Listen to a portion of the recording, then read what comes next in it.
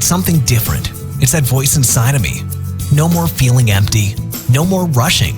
No more pretending to be someone else. No more searching. I have one life. I can live an amazing life. I can be free. What if less is more? Less stress, less debt, less of arguments, less of proving your worth, and more of time, more happiness, more peace, more money. That's what minimalism can offer you. Discover how minimalism can grow your business and life. Go to aminimalistentrepreneur.com. Each week, a minimalist entrepreneur with your host, Zurika, aims to connect you with real successful people who share their success strategies that you can use in your business. So, here's Zurika. Good morning, everybody. This is Zurika from A Minimalist Entrepreneur. Today is going to be a sunny day, I think, in New Zealand, and I hope you are having a sunny day too. Well, today's guest speaker for our episode is an amazing lady. She is very calm. She knows her stuff. Her name is Andrea Feinberg.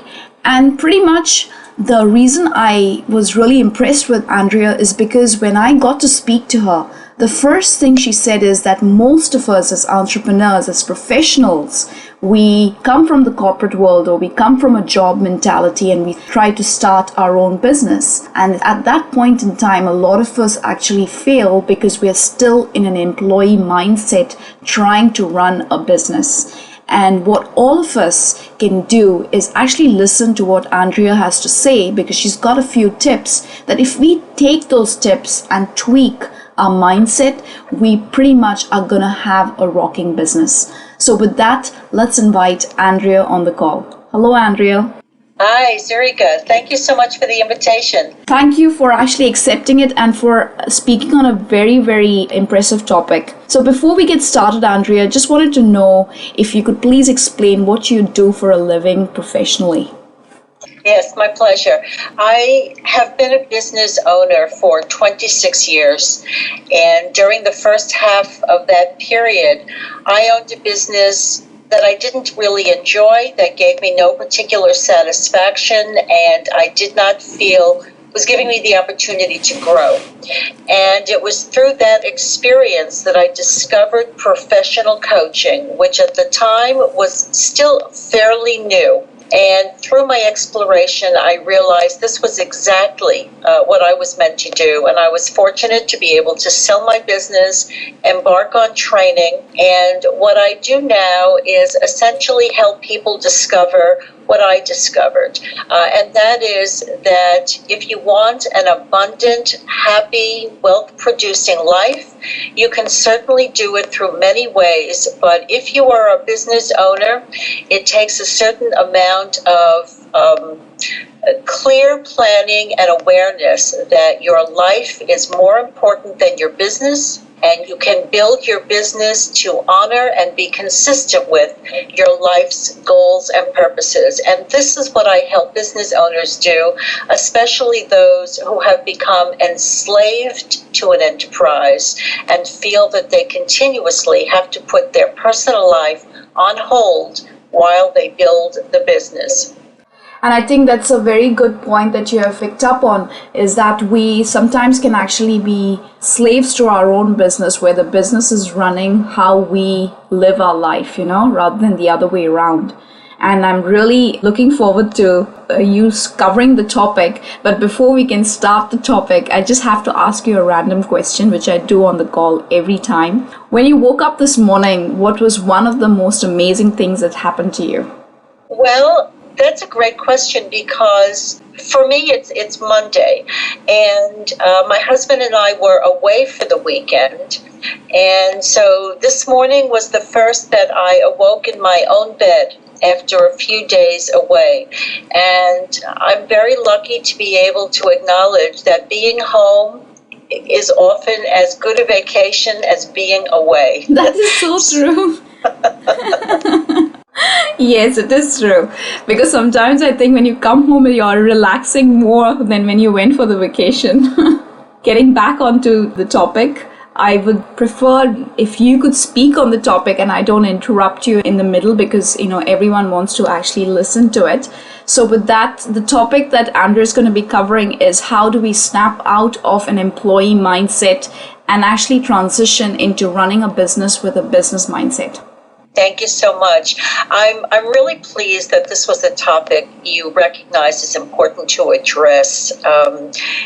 I often see people focused on some of the functions of business as being the most important thing to address, such as sales or marketing or finance or information technology. And while these are all critical tools to build a successful business, you can't choose any of them unless you have a mindset of a business owner and a leader who's very clear on priorities, destiny, and the value that you want to deliver to all your constituents, such as your customers, your investment partners, your vendors, your employees perhaps, but most importantly, is to yourself.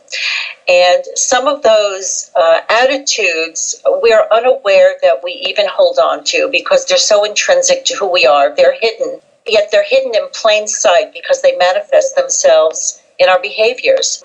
So there are a group of beliefs or attitudes that we typically take on in our goal to be an effective, productive, and rewarded employee.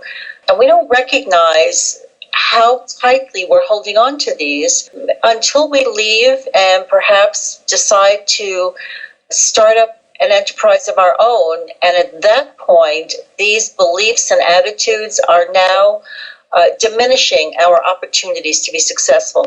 So I thought about this for a while, and in my own experience as a business owner, initially in the wrong business, and with the opportunities I've had to speak with many other business owners who are reflective and want to improve the quality of their lives through a better run business, I found 6 different attitudes or beliefs or habits, you may call them, that I wanted to discuss with you and see if these ring true for our listeners today. Awesome. The first, which I see most often and is often most damning to the business owner who wants to build a more productive business, is the concept of where does productivity come from?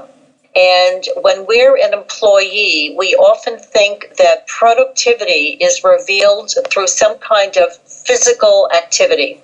Either we're writing or we're typing or we're scrolling or we're talking, or even if we're just mumbling, But physical activity is a clear sign that we're being productive, especially if somebody influential like a supervisor walks by. We want them to see us engaged in something physical that implies we're advancing some kind of a task.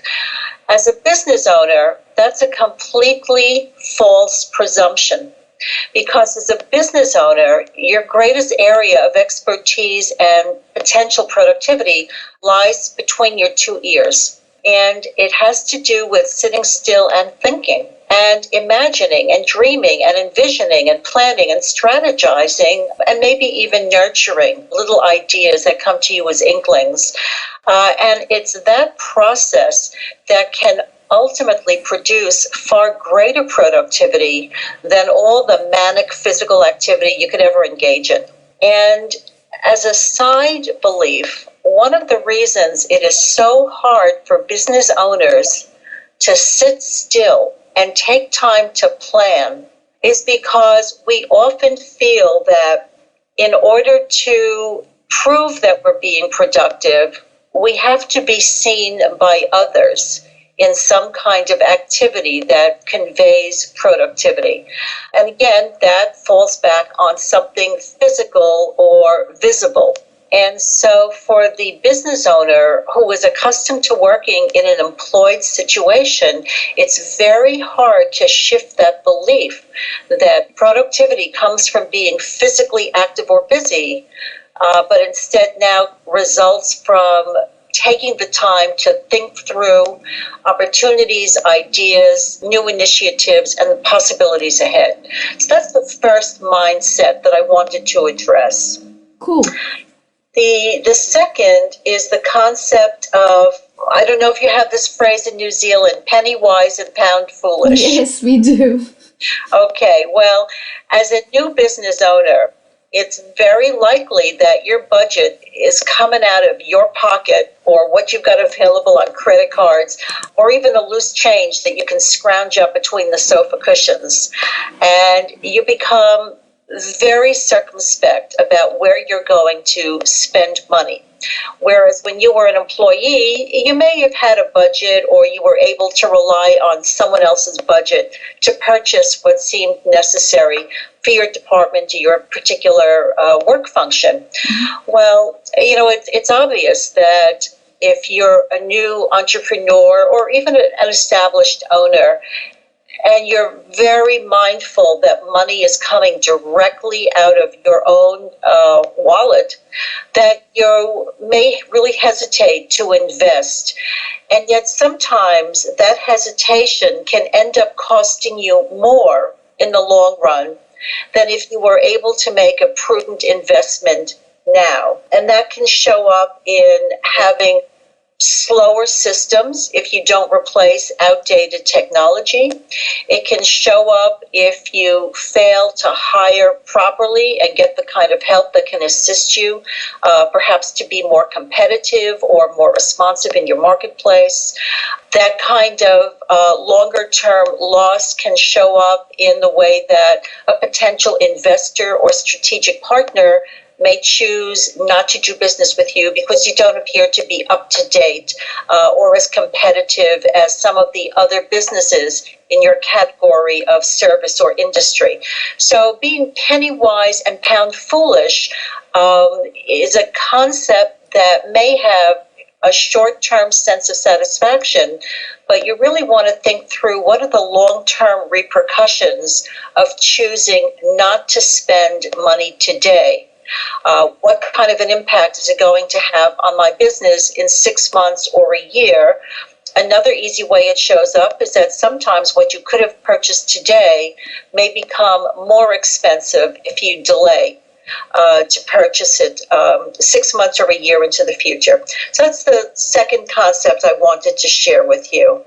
The third is the idea of being personally responsible for everything in your purview versus the ability to embrace the concept of delegation. Very often as an employee, unless you're at a supervisory level, you're personally responsible for tasks that have been entrusted to you. And as a business owner, if you maintain that sensibility that you're personally responsible for completing or executing every function of your business, it's only going to serve to slow down all the various areas of your business, and you become a bottleneck rather than a leader. Because you're handling so many more functions than you did as an employee who had a very specified area of expertise. Another reason it's often difficult to delegate is because, once again, the money is coming out of your pocket. The business is your baby with your stamp on it, maybe even has your name on it, and it's very hard to delegate. But delegation is one of the strongest ways to speed your competitive ability, to generate new ideas, to create an engaged and empowered team, to literally add value to your business, and ultimately to allow you to focus on pursuing the next and important opportunities, which I know you're going to do by taking the time to sit still and think. Everything is so nicely connected. Yes, but before we go ahead, just because of this, a thought actually just came up in my mind. Sometimes how you say, and you spoke about delegation, sometimes as solopreneurs, sometimes we feel, I want to make sure that this article is written properly. If I actually give it to someone, they're not going to understand the emotion in which I want to write this article before I post it out. How do you deal with that where you're stopping yourself from doing things which are going to move you forward because of all these other thoughts that you could do it better? Okay, that's a great question. So there are two ways I assess what I need to do and what somebody else can do for me. One is the relative value of what that task is going to produce compared with my hourly rate. If I know that what I can produce is worth more than my time as the business owner, then I will engage in it. And that's typically those activities that are either money producing or obviously opportunity producing. The other way that I tend to assess what I delegate are those things that, may be easy for me to do, but may be done more effectively by someone who makes considerably less money than I do and who is an expert in that field, whereas it's something I might be dabbling in, but takes me away from the most valuable thing I can contribute to my business. And so I think about this a lot. And I had an example where recently I went to a networking event. I got a number of business cards from people who I met at the event, and I wanted to load them into my constant contact file. And I said to myself, in the time it takes me to do all this typing, which is basically clerical work, I could easily give it to somebody else to do for considerably less money, and in that same increment of time that I would have devoted to loading up all these business cards, I could be making some sales phone calls, or I can be putting the finishing touches on a new product I want to launch. And so this is how I assess what do I do versus what do I delegate. I hope that answered your question, Zerka. Yes, that is loud and clear. Yeah. Okay, now do it. Okay. Okay. One of the other mindsets I wanted to talk about is a really difficult one. Very often when you're an employee, you're in a very collegial environment where a lot of your colleagues literally become acquaintances and friends, and more than depending upon them just for their contribution to what you produce as an employee, you socialize with them. You know what's going on in their lives, their families' lives. You know what the problems they may be contending with. And that's a natural part of working in an environment where there's lots of other employees. Well, when you become a business owner, the same situation can be created. You may hire people or you may outsource tasks to people, and it's a relatively small environment. And once again, you become familiar with what's going on in the personal lives of those people. And sometimes their personal situation or relationship to you begins to take precedence over their value to you as an employee. And that's a very dangerous situation because as much as you may like them and feel sympathy for what they're dealing with, the only reason they are a part of your life is because you are paying them to do a job and contribute to the growth of your business. And if that role becomes suppressed in favor of the personal role, you've got a choice to make. You either have to let that person go or take them off the payroll and become a buddy. But you cannot allow the value of a personal relationship to interfere with the reason that you know them in the first place. And that is they are being paid to do a job.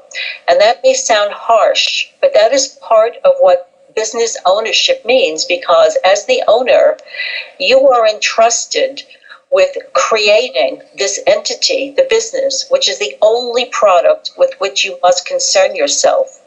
And if there are people on your team who are no longer contributing or whose personal circumstances are preventing them from contributing in a way that a more capable employee could, you cannot allow your personal feelings for that person to interfere. You have to make a choice on how to best handle these things. And that's a very tough situation for someone who is not accustomed to being an authority figure with a group of people that in the past you might have been an acquaintance or a social acquaintance with. Another way that this same problem shows up is when you as a leader have a hard time acting as a leader and expressing your authority over others. And it's really nice to have a democracy. And of course, a lot of businesses are set up in a variety of ways where there are varying levels of information that's shared with your team. But ultimately, if there is one leader and only one person who is fiscally responsible to the business, and that's you, then you're the decision maker.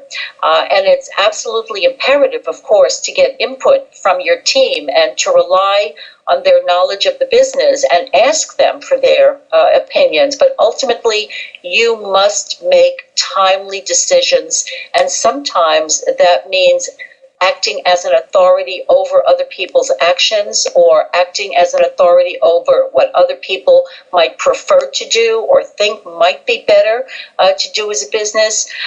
So that's another difficult role that has to be taken on.